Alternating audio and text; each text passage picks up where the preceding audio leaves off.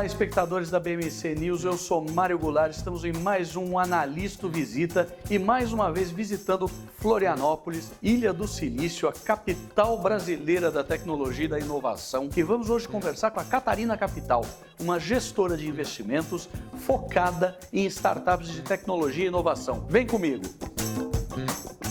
Florianópolis até em dia feio, bonito, como vocês podem ver ao fundo, né? E a gente vai conversar um pouquinho com o Zé Augusto Albino, sócio fundador e responsável pela área de Venture Capital da Catarina Capital, que vai contar como é que surgiu essa iniciativa e o que eles veem para o futuro.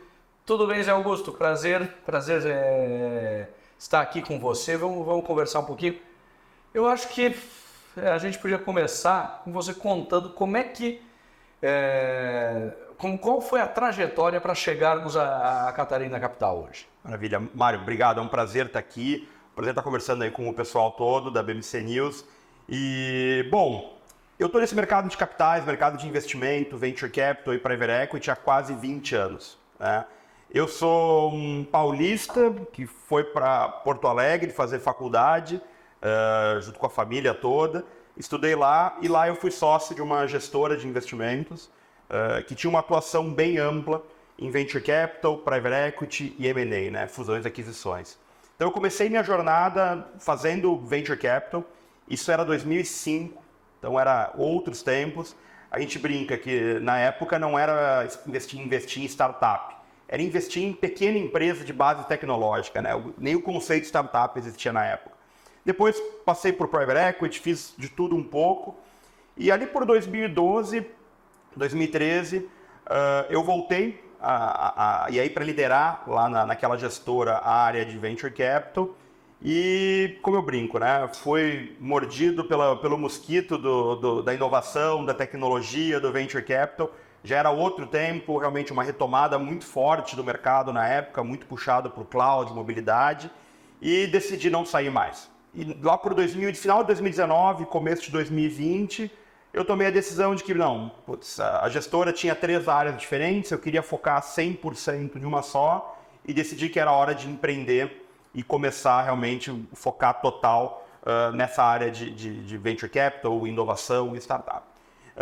Na época, a gestora que eu era sócio tinha parceiros locais aqui e a grande parceiro era a Fundação CERT, que é um instituto de pesquisa e desenvolvimento aqui de Florianópolis, que tinha um time responsável pela área de investimentos, que era o Raul, a Adonai e a Renata, que já era parceiro nosso, então nessa iniciativa eu me juntei também a eles, e estava aqui em Florianópolis o Thiago Lobão. O Thiago Lobão é um profissional de também longa trajetória no Venture Capital, foi sócio fundador de uma gestora em São Paulo, que tem um foco no agro, e estava, por uma questão pessoal aqui em Florianópolis, também estava querendo um pouco expandir os horizontes. E aqui, pré-pandemia, todo mundo se encontrou, se reuniu, então são 5 sócios fundadores, eu, Thiago Lobão, Renata e Adonai e Raul, e decidimos então montar a Catarina. Tá? Foi assim que a gente se encontrou. E o que foi que bateu o santo, né? Como a gente brinca, né?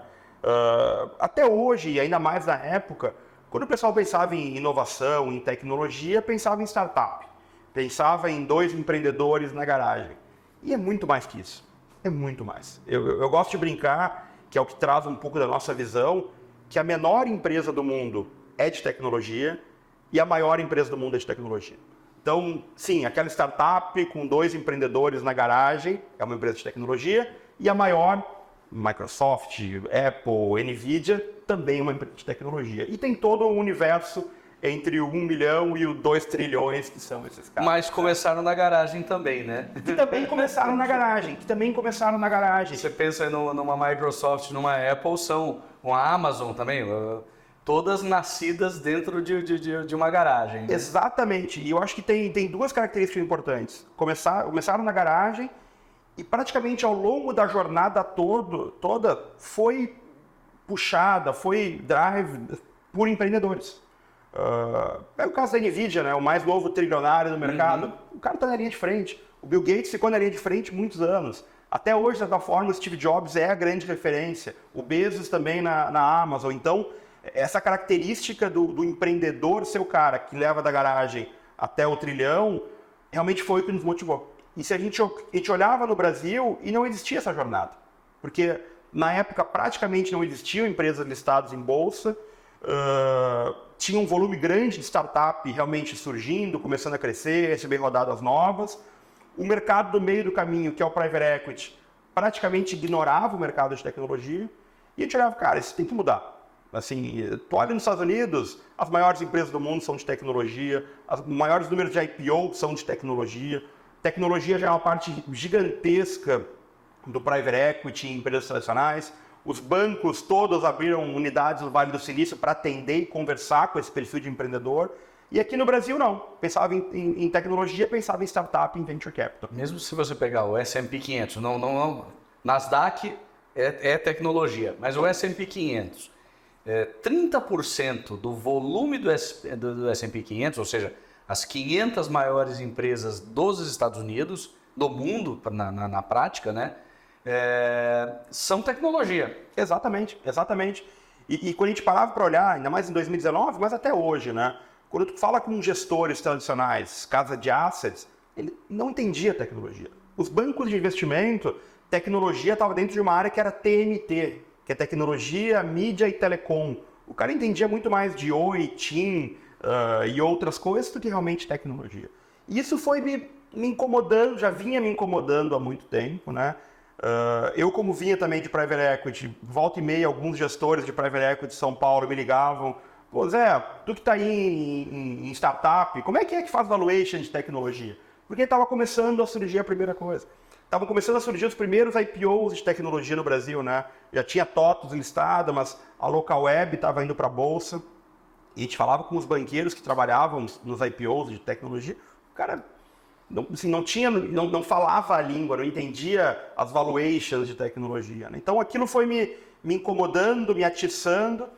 E quando realmente eu encontrei o Thiago Lobão e comecei e o time aqui, Florianópolis, para quem não acompanha, além das belas praias, hoje a maior atividade econômica de Florianópolis é tecnologia.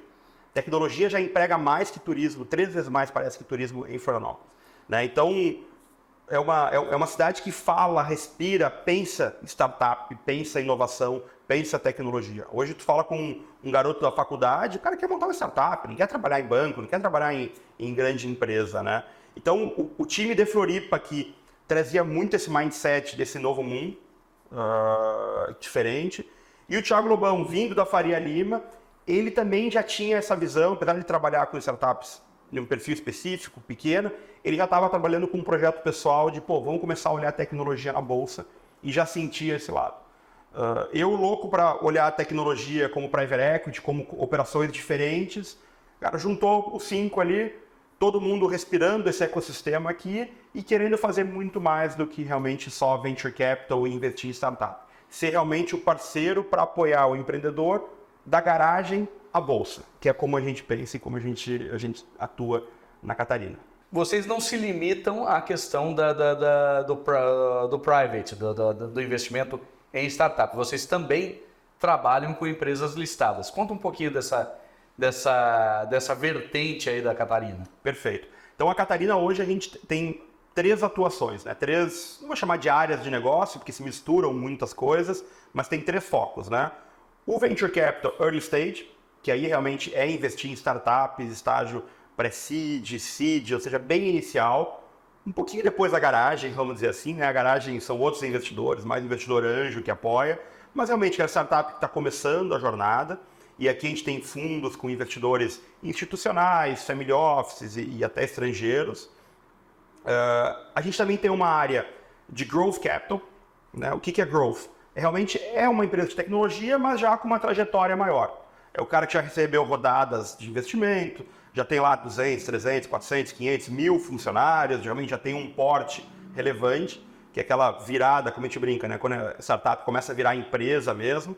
E ali a gente atua com Club Deals, né? Então, o que é Club Deal? Club Deal é quando tu reúne um grupo de investidores para fazer um investimento específico, né? Então, enquanto o fundo, tu reúne investidores para montar um fundo que vai ter uma duração de longo prazo e fazer vários investimentos, o Club Deal tu reúne um grupo de investidores para fazer uma operação específica, um deal específico, né? E a gente atua muito no mercado secundário Então, dando liquidez para esse mercado, que é um dos grandes problemas do mercado de private no Brasil. E, por fim, a gente tem a área de public, né? Public equities, como a gente chama, que olha a bolsa, né? Então, a gente tem um fundo proprietário nosso e a gente faz alguma gestão de carteiras de family offices, olhando com esse olho de tecnologia na bolsa, né? Então, qual que é o nosso sonho, nossa visão como Catarina? Fazer a jornada completa e isso se retroalimentar. Então, eu quero investir em um pequeno empreendedor, né?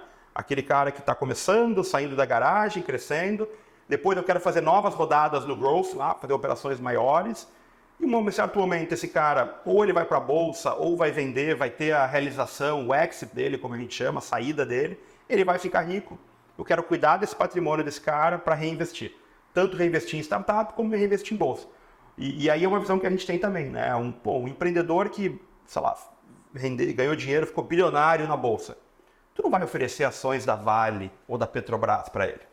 Ele não quer isso. Ele vai te perguntar de NVIDIA, ele vai te perguntar do que está listado lá fora, do que está listado aqui. Então, a gente quer ter essa conversa e também ser uma referência nesse mundo de bolsa de listados, né? Então, o Thiago Lobão que lidera essa área, mas tudo conversa muito. Então, a gente tem uma metodologia de análise que a gente chama TFMP, que é tecnologia, finanças, mercados e pessoas, que toda empresa de tecnologia a gente olha esses 4 aspectos. Naturalmente, a startup da garagem, a gente vai olhar mercado e pessoas, porque finanças não tem muito. Ainda não tem? Ainda não tem. O produto ainda é um MVP, um protótipo, alguma coisa. Então, a gente olha o mercado, a oportunidade, quem são as pessoas que estão liderando, quem é o jockey do cavalo, como a gente gosta de brincar. Enquanto uma empresa listada em bolsa, naturalmente, pessoas e mercado é importante, mas a gente vai olhar muito também finanças, vamos olhar o balanço, vamos olhar número, como qualquer gestor vai olhar, né? Então, a gente olha isso de certa forma centralizada. Então, quando eu olho uma startup, uma fintech, por exemplo, o analista que está olhando aquela fintech, ele também já olhou uma startup late stage, por exemplo, uma Asas, que a gente tem a oportunidade, que é uma startup de Joinville, já gigantesca, uma fintech que atua com meio de pagamento e conta para pequenos e médios empreendedores. Então, já entrevistado aqui pelo analista Visita. Já fizemos legal. Uma visita com a Asas. É um grande caso. A gente investiu no early, investimos no late. Quem sabe um dia vamos investir quando eles forem para a bolsa, fazer a IPO. Mas então, aquele analista vai olhar a startupinha pequena, a fintech, a Asas, e também o cara que está olhando no Nubank na bolsa. Então, consegue ter uma visão, consegue ter benchmark. E quando olha a bolsa, também tem a cabeça da startup. Tem aquela cabeça de entender produto, para onde o mercado está indo, o que está acontecendo, né? Então é bem importante ter esses 2 lados do cérebro conversando em paralelo. A gente está conversando aqui com o Zé Augusto Albino, sócio responsável por Venture Capital da Catarina Capital. Vamos para um rápido intervalo e já voltamos.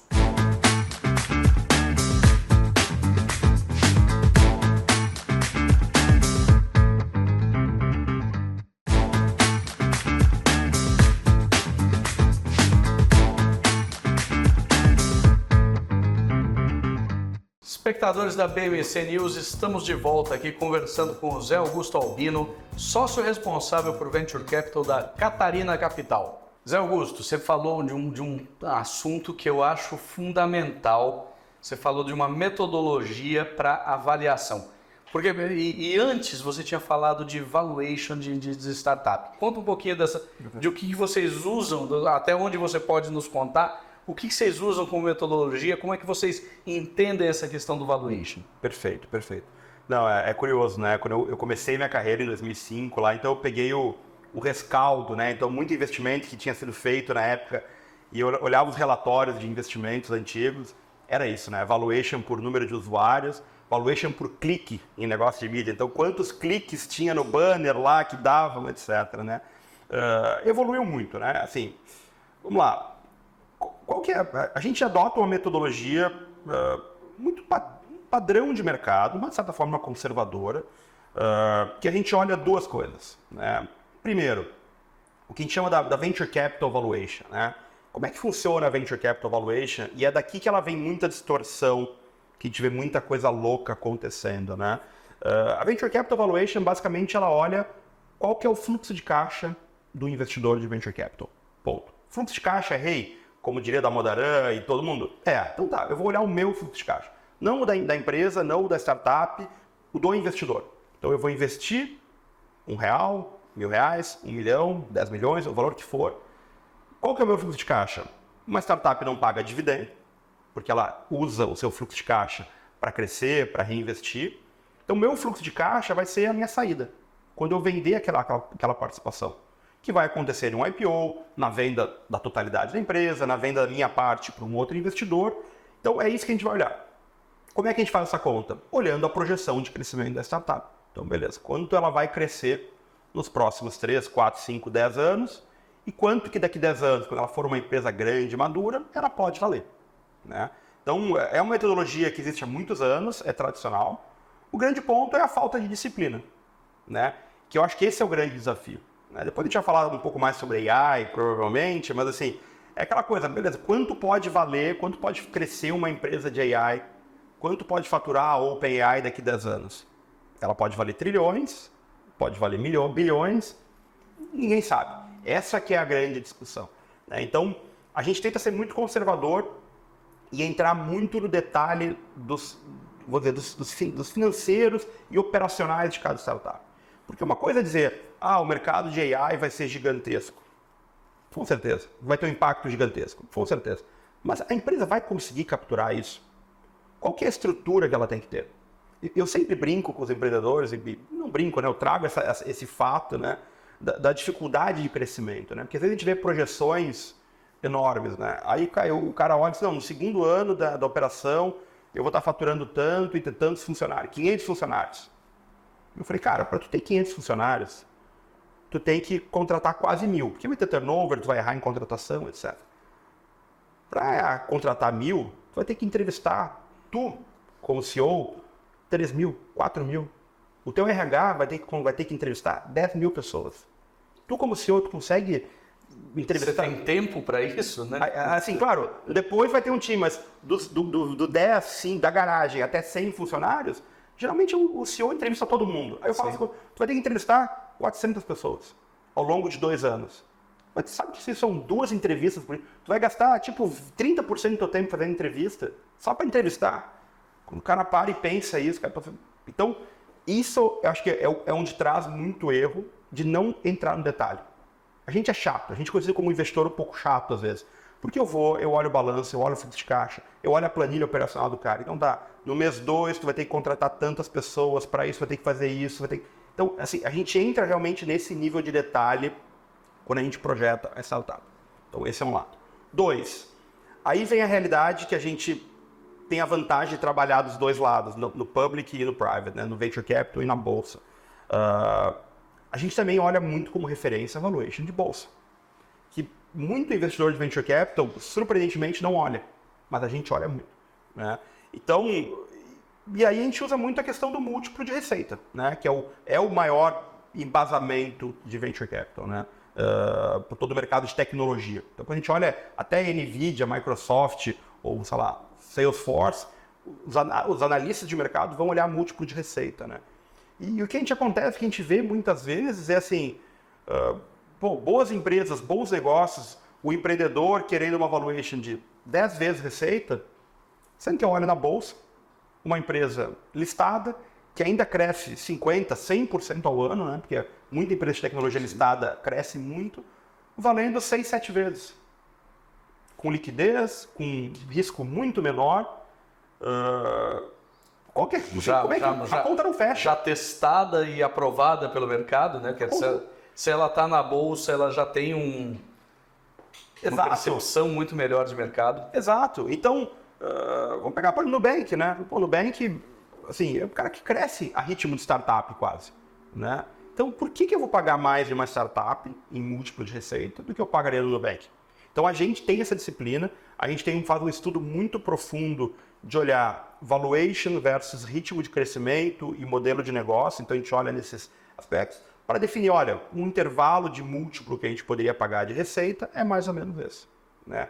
Tanto para aplicar na startup que está ali, como também quando a gente olha a perspectiva de crescimento, qual é o meu retorno, quando chegar na bolsa, eu sei quanto que aquela startup vai valer. Essa é uma vantagem nossa. Então, eu até posso dizer, ok, eu vou avaliar pelo valor futuro, pela oportunidade futura e trazer a valor presente, mas eu sei quanto que ela vai valer lá na frente. E ela não vai valer 50, 100 vezes receita. Acabou esse mundo já. Então, é uma disciplina que tem que ter, naturalmente. Mas, claro, todo mundo erra, o risco é da vida. Sim. E no Venture Capital, no final do dia, é muito mais importante não olhar para os erros e ganhar muito dinheiro nos teus acertos. Esse que é o ponto importante, né? Para cada 10 startups que a gente investe, 3 vão quebrar. Isso é um fato. Quebrar. Perda de 100%.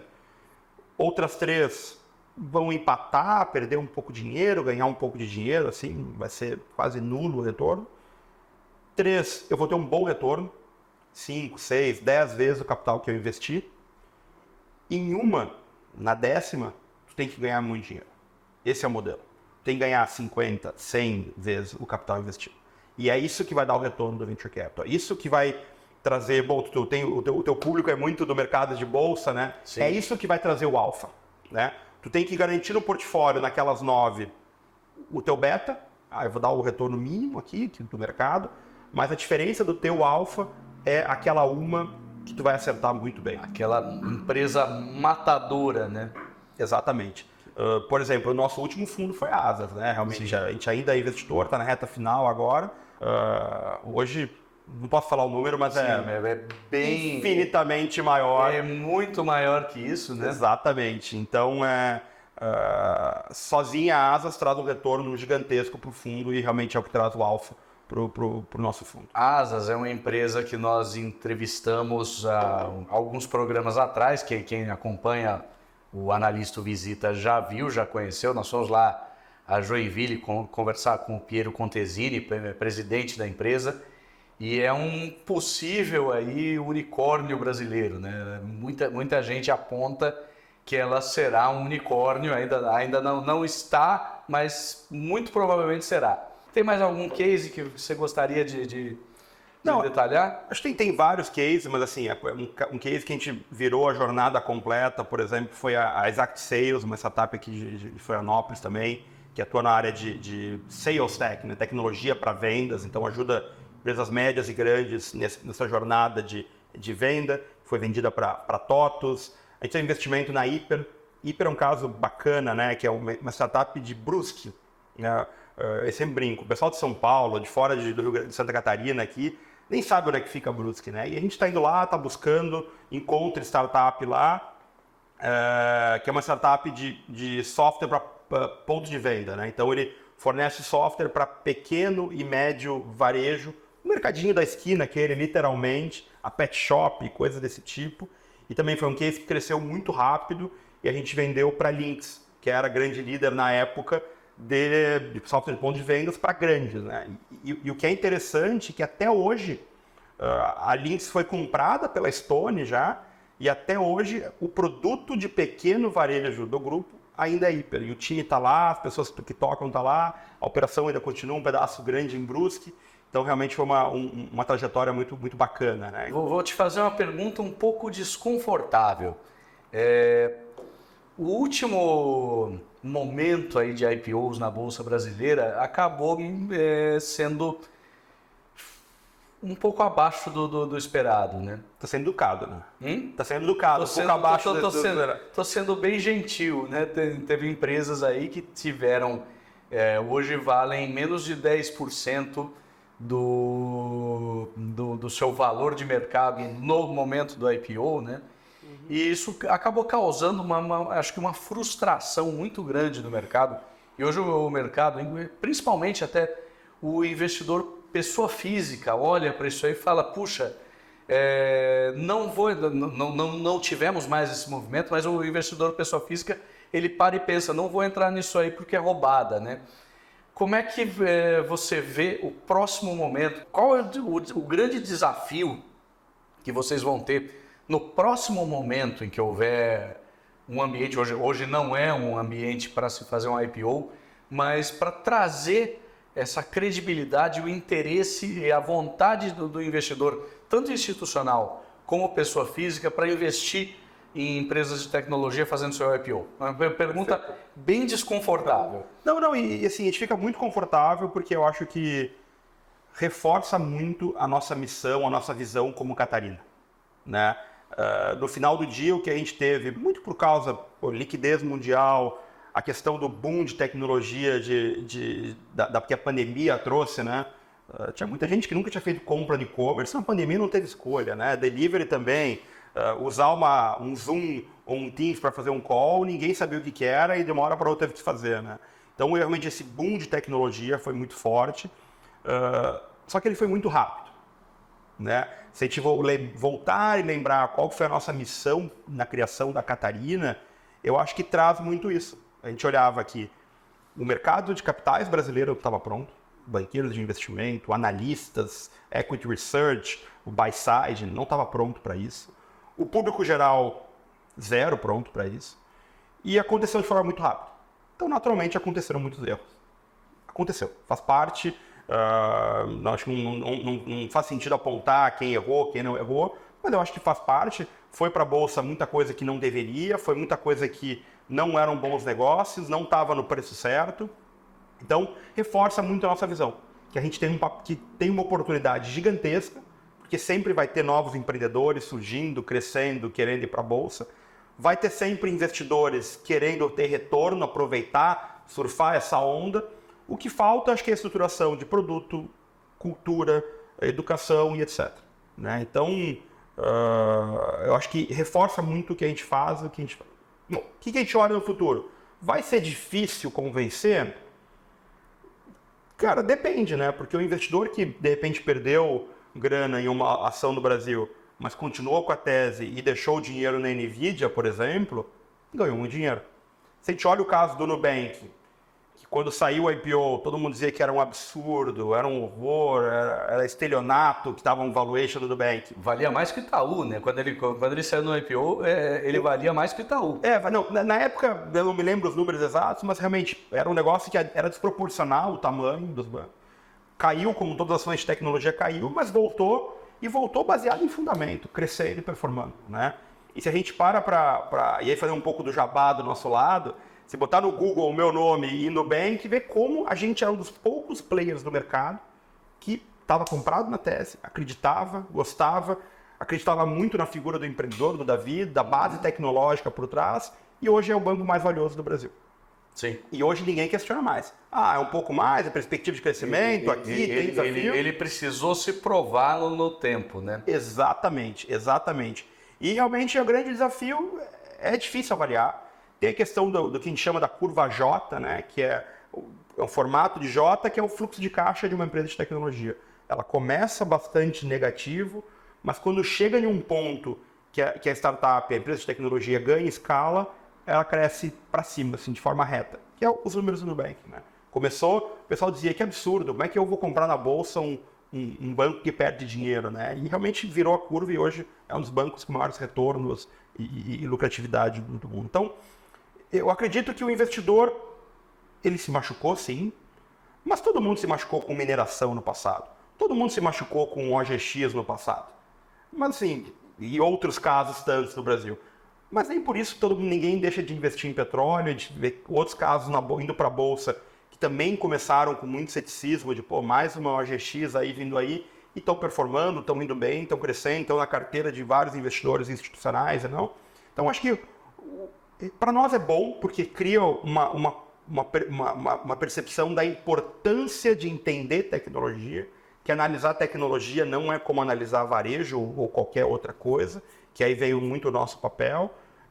Mas a gente tem tranquilidade, porque o investidor gosta de retorno e trazendo casos aqui e lá fora que provem esse retorno, a gente acha que o investidor rapidamente vai poder mudar. Tem um trabalho cultural nosso, isso a gente faz, conversa muito com analistas, seja de sell side, buy side, conversa com agente autônomo, que tem um papel fundamental nessa indústria de mercado de capitais como um todo no Brasil, para explicar, mostrar a oportunidade, mostrar como a gente olha, como a gente faz diferente. E quando o mercado voltar, realmente a gente não tem dúvida que vai ter IPOs. Vai ter IPOs bons, vai ter IPOs ruins, como sempre. Mas o mercado vai estar disposto aí a estar comprando. A gente está conversando com o Zé Augusto Albino, sócio responsável por Venture Capital da Catarina Capital. Vamos para um rápido intervalo e já voltamos. Fique com a gente.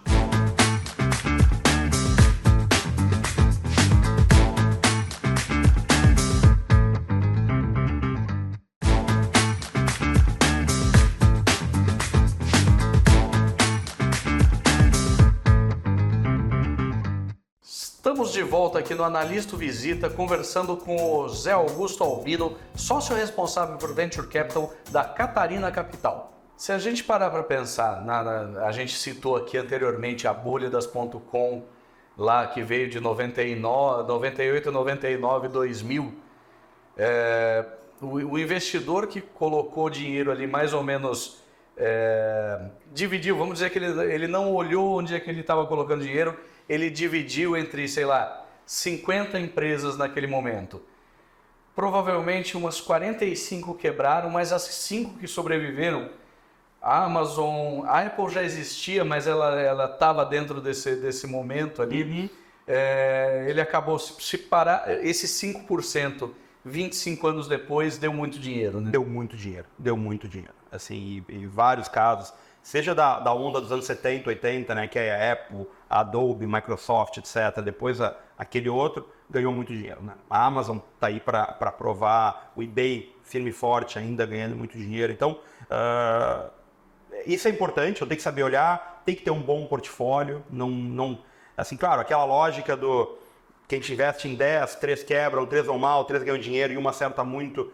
Na bolsa não é exatamente isso, né? Porque algumas quebram, algumas, mas geralmente não é tão arriscado assim, mas a formação de um portfólio é muito importante. Então, realmente, essa é a grande conta. E eu acho que aí, voltando para a tua frase da construtivo, da Destruição criativa, se parar para olhar, né, depois do estouro da bolha, logo depois começaram a surgir grandes cases. O Google nasceu ali, né? Por quê? Todo aquele fluxo de capital que entrou dentro do mercado de internet na época, né, etc., aquilo criou um fundamento para se criar o Google, né? Então o Google nasceu dali. Se a gente para olhar a crise econômica americana em 2008, 2009, muito pesada, toda a geração mas criou uma base, muito dinheiro, mobilidade como grande tendência, todos os Ubers, Airbnbs que vieram depois daquilo. E, de certa forma, vieram também porque os Estados Unidos estavam em crise. Vieram por causa daquilo. Por causa, né? Para quem não sabe, o Uber, como é que nasceu o Uber, né? O Uber era, assim, a cultura do black car, né? Americano, né? Em estado de Nova York, principalmente, mas também em São Francisco, que era o carro dos grandes executivos, né? Executivo do mercado financeiro, até 2007, começo de 2008, não andava de táxi, muito menos de metrô. Andava de black car. Na hora que estourou a crise, todos aqueles black cars ficaram ociosos, e aí veio o Uber para, vou gerar demanda para esse cara e oportunizar de forma mais barata para a população acesso àquilo, né? Então, gera muita oportunidade. E tenho certeza que aqui também, né? Um exemplo, né? Tu pega dessa onda de IPO muito grande, que muitos não deram certo, e-commerce foi um tema muito importante, né? Tiveram vários IPOs de e-commerce. Por causa disso, se criou uma massa de startups, empresas de tecnologia que estão em volta desse ecossistema de e-commerce. Por exemplo, a Vtex, que já é uma listada, mas várias outras, que estão gigantescas, estão ganhando muito dinheiro, estão performando e estão crescendo, né? Então, acho que é uma onda que vem depois da outra, mas esse dinamismo do mercado de tecnologia e inovação é maravilhoso, é lindo e é isso que fomenta o mercado, isso que vai surgir oportunidades aí para investidores. Muito interessante você falando de oportunidades, vocês são parte de um movimento que acontece aqui no ecossistema de Santa Catarina que quer facilitar a liquidez da startup. Me conta um pouco desse movimento, o que vocês estão fazendo, como é que ele está acontecendo. Perfeito. Não, o grande desafio de investir numa startup, são vários desafios, mas um dos grandes desafios é a saída, né? Porque quando a gente investe em bolsa, se a gente tem um ganho, a ação subiu 200%, ou a ação está mal, o resultado não foi bom, a gente simplesmente aperta um botão e vende. E o dinheiro, 2-3 dias depois, está na conta. No Venture Capital isso não existe. Assim, não existe, porque são ações privadas. Assim, a gente brinca, é a mesma liquidez de um posto de combustível de uma padaria. Tem que convencer um novo cara a ser dono daquele ativo ou dono das tuas ações, né? Então, como é que a gente faz isso? São 3 caminhos. O primeiro é o IPO, que aí todos os investidores vão obter a liquidez desse investimento. A venda estratégica, como a gente chama, que é vender 100% da empresa, ou, por último, que é a venda secundária. Né? O que é a venda secundária? Eu vender para um outro investidor. Se a gente parar para pensar na bolsa, praticamente toda venda é secundária, né? Então, Sim. vende de um investidor para o outro, né? Não existe uma bolsa de valores de startup, né? Mas uma das nossas teses realmente é atuar nesse mercado. Por quê? Porque, de um lado, a gente tem um grupo enorme de investidores em startups, sejam pessoas físicas que entraram lá como investidor anjo, sejam familiares que apoiaram aquela startup, ou fundos que entraram no estágio muito anterior que querem ter essa liquidez. Né? E, por outro lado, a gente sempre tem investidor querendo oportunidade, querendo investir nesses ativos, né? Que às vezes não tem capacidade. Então, existe um movimento de mercado bastante amplo que envolve desde plataformas de equity crowdfunding, né, que atuam nisso, investidores, caras querendo fazer de forma tokenizada para gerar essa liquidez. A gente atua nisso e a gente faz reunindo investidores institucionais, family offices, caras até de assets, etc., para realmente buscar essa liquidez. Então, isso que a gente faz. A gente vai e conversa e busca grandes startups, grandes empresas de tecnologia, aí já de maior porte, que sempre vai ter alguém querendo vender um pouco de ações, um lote maior ou um lote menor, junta isso e apresenta para investidores. Né? Então é o que a gente chama de operações secundárias, a nossa uma iniciativa que a gente chama de secundos aqui na casa, que a gente atua exatamente nisso. Né? É um mercado desafiador, é um mercado que tem bastante restrições a serem feitas, porque tem que ter acesso à informação, né? Tem que ir atrás daquela oportunidade, etc. Mas tem muita demanda dos dois lados, a gente tem feito negócio e realmente tem sido um driver importante de negócio que a gente tem feito aqui na Catarina. Né? Então a gente já tem um portfólio grande de casos, sempre são muito privados, né? Quem compra, quem vende, mas a gente realmente tem feito bastante coisa, em muitos casos interessantes, aí, mais de centenas de milhões aí já nesse tipo de atuação. Fazer aqui uma provocação. Como é que você vê o futuro, tanto da Catarina, dentro desse ecossistema de tecnologia, mas o futuro do ecossistema de tecnologia em termos de Brasil? Quais são as suas impressões de futuro? Uhum. Não, perfeito. Assim, claro, eu sou suspeito, né? Tenho um viés enorme, mas assim, eu sou um eterno otimista, de maneira geral, mas principalmente com esse mercado de tecnologia e inovação. Acho que não tem volta, né? E por que eu trago isso?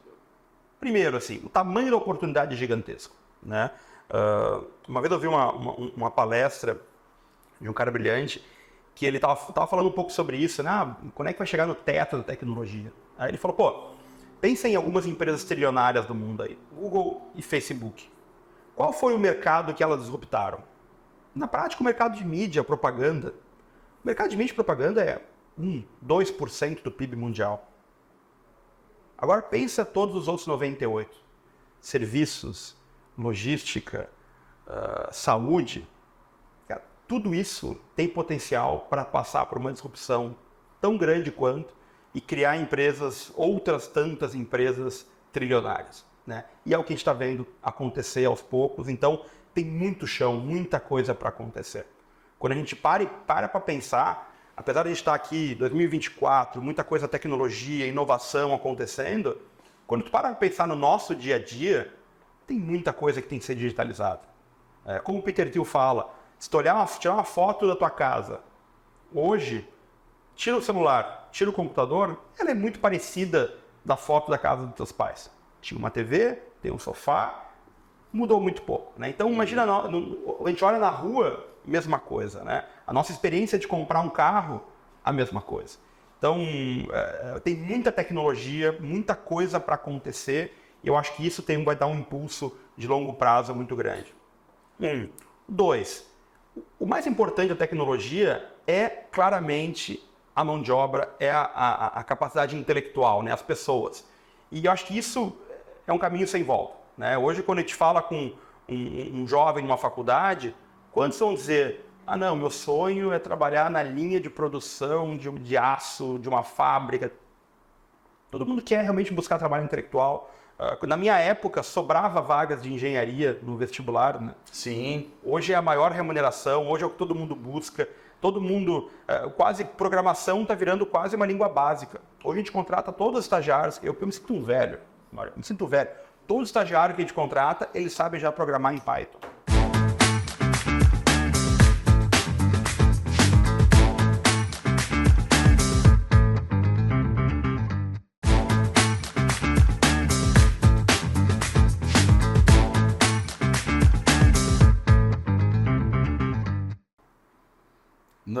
Nem existe mais o cara que não sabe programar, né? Não existe. Sabe? Eu sou feliz porque eu sei mexer bem no Excel, do meu histórico aí de mercado financeiro.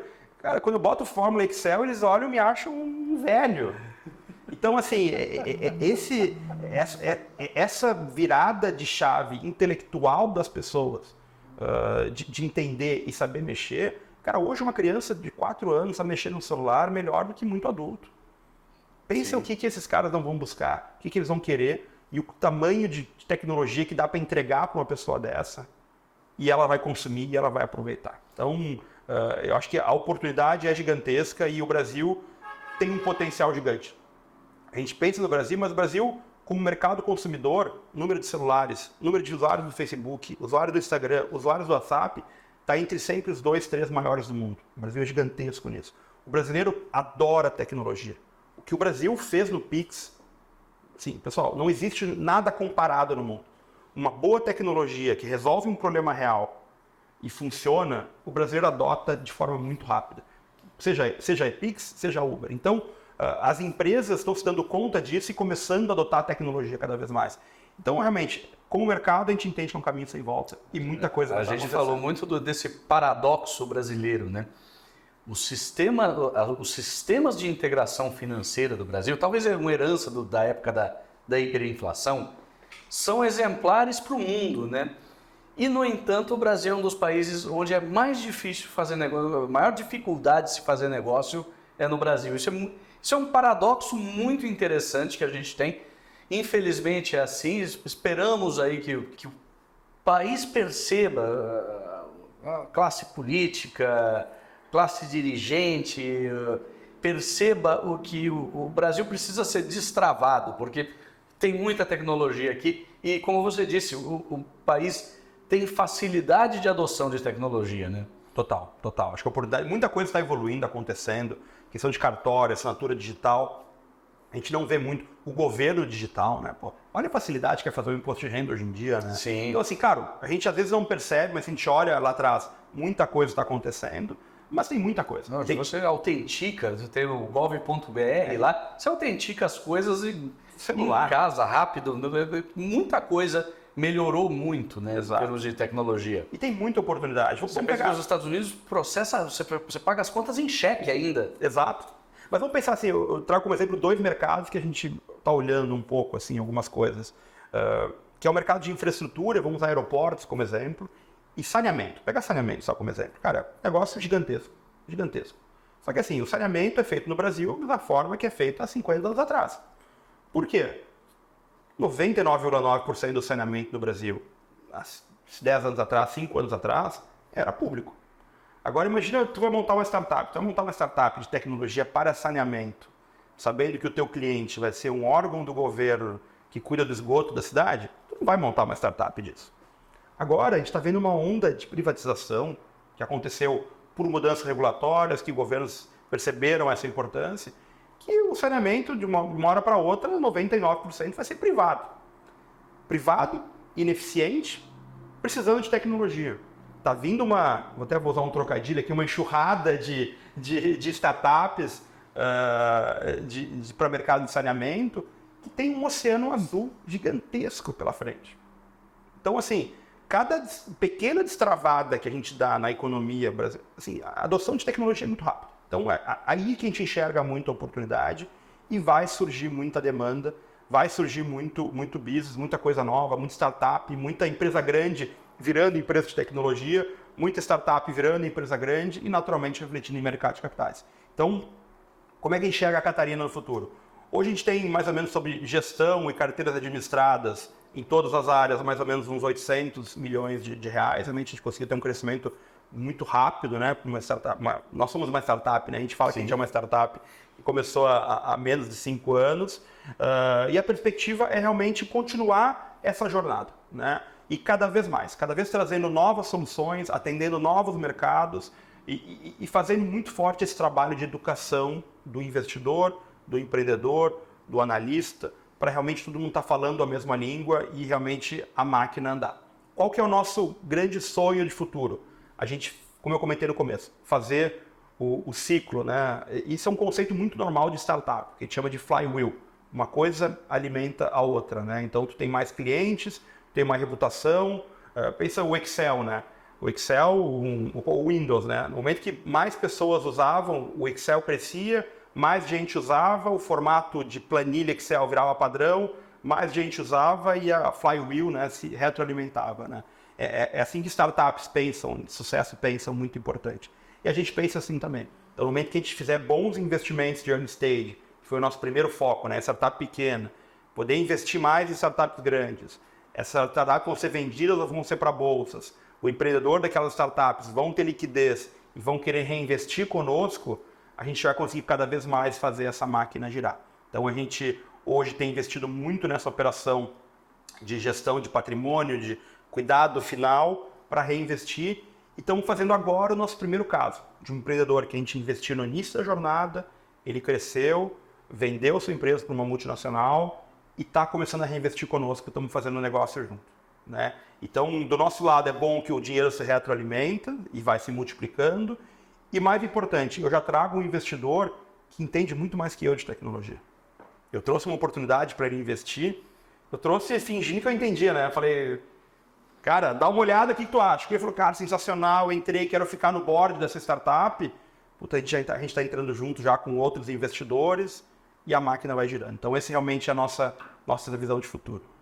Muito legal. A gente está quase terminando, eu quero sugerir uma coisa aqui para você. Tem muita gente, muitos jovens aqui que estão olhando e sonhando com essa jornada do empreendedor. Qual é o teu conselho para um jovem que quer empreender? Primeira coisa, assim, que eu acho que é o mais importante, assim, o pessoal pensa muito em startup, pensa aquela coisa lúdica, né? Não é, é vida dura. Não é business de lifestyle, não é de qualidade de vida, tem muito trabalho duro, né?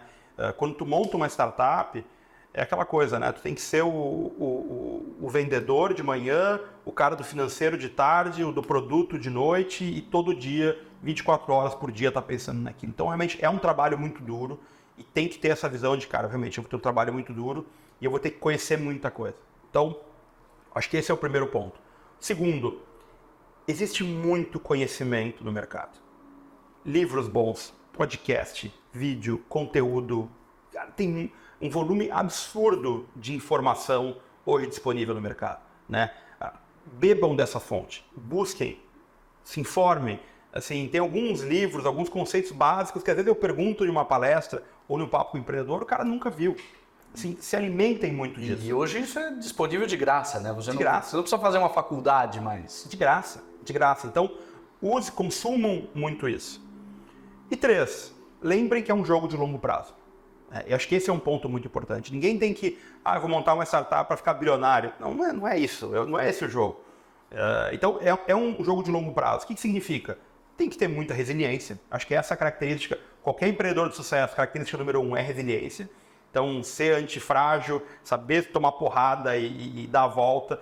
Se a gente fala, se a Magalu dá uma porrada, se a Microsoft tem que se reinventar, imagina uma pequena startup, né? E o teu conselho para um empreendedor que já tomou tropeço, que tem, não existe, eu acho que não existe uma jornada que seja completamente sem tropeços. Teu conselho, tuas recomendações para o empreendedor que tomou o seu tropeço e está precisando dar uma respirada para continuar. Esse é um segredo aí que muita gente já sabe, mas investidor adora empreendedor de segunda jornada. Ou seja, um empreendedor que já tropeçou, já caiu e se levantou e está se levantando, às vezes 1 vez, 2 vezes, 3 vezes. Se eu pego ao longo das grandes empresas aí de tecnologia que deram certo, várias foi o 3º, 4º caso. Então, acho que esse é muito, muito importante, assim, levantar e, mais importante, saber onde errou, por que errou e os aprendizados, né? Então, tem empreendedores que trazem, quando vem nos fazer o pitch, né, a venda da startup, apresentar para nós a startup, traz muito isso. Olha, eu fiz isso e eu aprendi com isso, eu errei aqui, acertei aqui, e isso eu aprendi e é isso que eu estou levando, né? Pegar o caso da startup nossa, né, o Diogo da Uevo, ele tinha o primeiro business dele foi um e-commerce de sapato. A família dele tinha uma loja de sapato, ele botou um e-commerce de sapato. O que quebrou? O que deu errado, né? E um dos motivos que ele deu errado foi a falta de tecnologia, falta de integração, como é difícil para o empreendedor que tem uma loja de e-commerce gerenciar tudo aquilo ali. E depois ele foi trabalhar numa consultoria até na Accenture, coincidentemente, e ficou com aquela sementinha na cabeça, com aquilo ali, e quando foi empreender, foi pegando aquelas dores que fez ele quebrar e montou um novo produto com uma experiência muito maior, com uma resiliência muito maior, e a gente investiu realmente muito, muito motivado e deu muito certo, foi um caso que a gente ganhou muito dinheiro. Então, resiliência, aprender o tombo, mas muito importante, aprender as lições, né? Assim, acho que isso é uma coisa que é fundamental e trazer isso de forma muito aberta, sem vergonha, de peito aberto. E é fundamental aí para essa jornada maior. Muito bem, espectadores da BMC News, fizemos mais uma visita do Analisto Visita, hoje na Catarina Capital, uma gestora especializada em empresas de tecnologia e inovação. Até a próxima!